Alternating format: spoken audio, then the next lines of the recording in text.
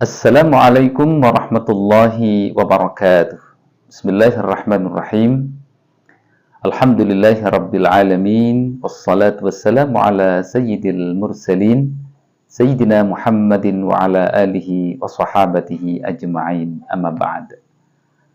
Kaum muslimin rahimakumullah, selamat menunaikan ibadah puasa. Semoga seluruh rangkaian ibadah puasa kita senantiasa diterima di sisi Allah subhanahu wa ta'ala. Amin. Allahumma amin.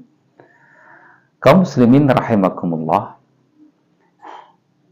kita sebagai umat Islam, khususnya di Indonesia, saat melaksanakan ibadah puasa Ramadan, maka kita tidak akan asing dengan istilah imsak.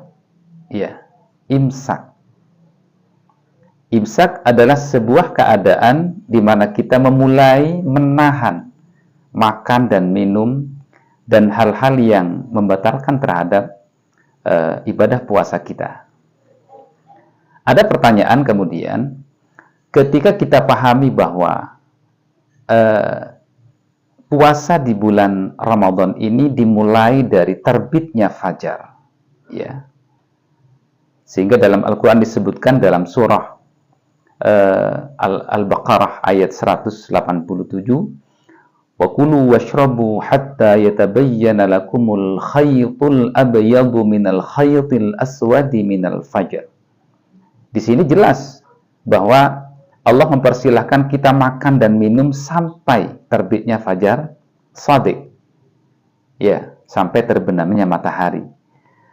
Pertanyaannya adalah, kenapa imsakiyah di Indonesia ini, di masjid-masjid umumnya, itu ada jeda 10 menit. Ada jarak kurang lebih 10 menit baru azan.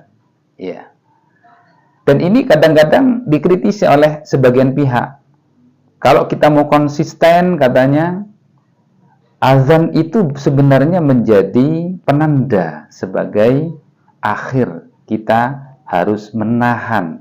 Ya, maksudnya azan itu dijadikan acuan sebagai imsakiyahnya. Kita harus menahan, memulai menahan makan dan minumnya. Ya, kaum muslimin rahimakumullah. Maka setelah saya mencoba menyimak dari pernyataan beberapa pihak ini, saya menyimpulkan kalau kemudian pendapat ini diikuti, ini saya kira berkonsekuensi terhadap keabsahan puasa itu sendiri. Ya. Kenapa demikian? Coba perhatikan. Azan di masjid-masjid di Indonesia ini, insya Allah hampir 99,9% tidak berdasarkan pada melihat fajar shadiq. Ya, bisa dibuktikan. Sekali lagi, muadzin atau tukang azan di masjid-masjid di Indonesia, insya Allah 99,9% itu tidak berdasarkan terhadap melihat pada fajar shadiq sebagaimana kaidah aslinya. Tetapi yang menjadi acuan adalah pakai jam. Ya, jam di masjid, bahkan ada sebagian pakai jam digital.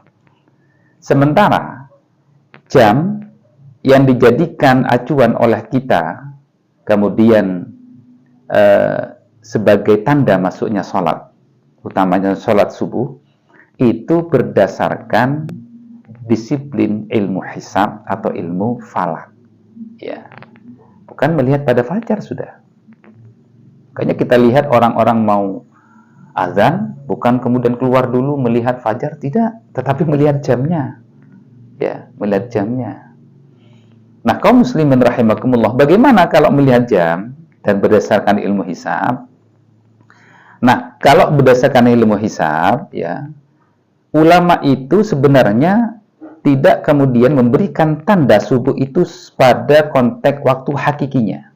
Misalnya begini ya, waktu subuh itu secara ilmu hisab jam 3:10 menit misalnya, pas jam 3:10 menit misalnya.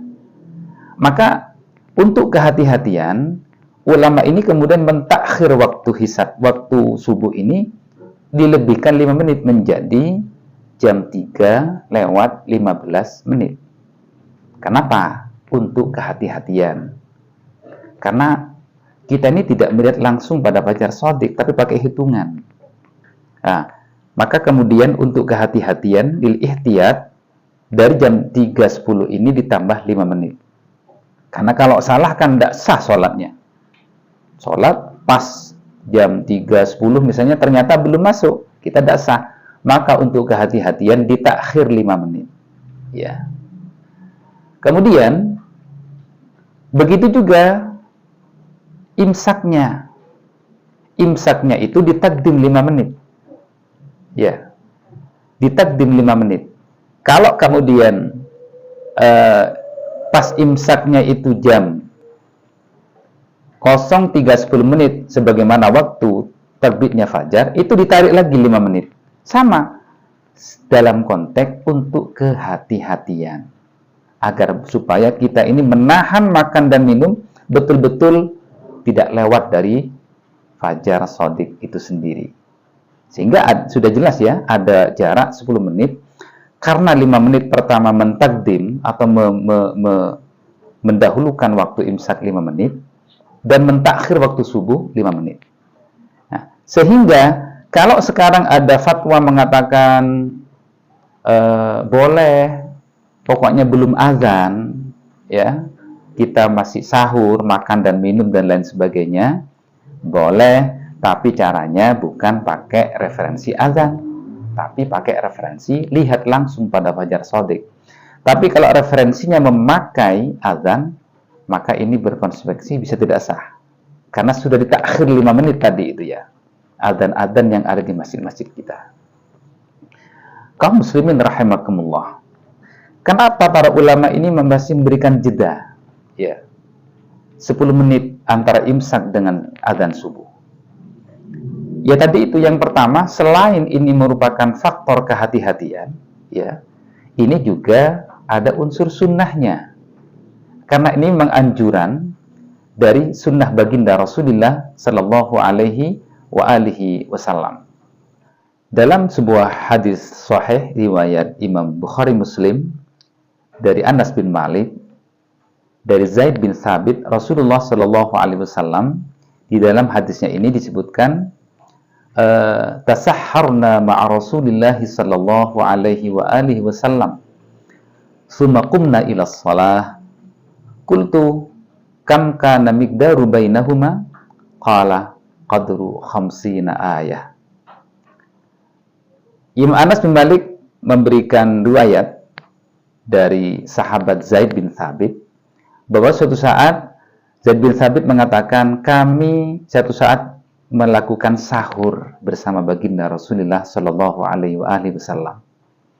Setelah kami bersahur, kemudian tsumma qumna ila shalah. Kemudian kami melaksanakan ibadah salat subuh. Nah, sampai di sini Anas bin Malik bertanya kepada Zaid bin Thabit, kam kana miqdaru bainahuma?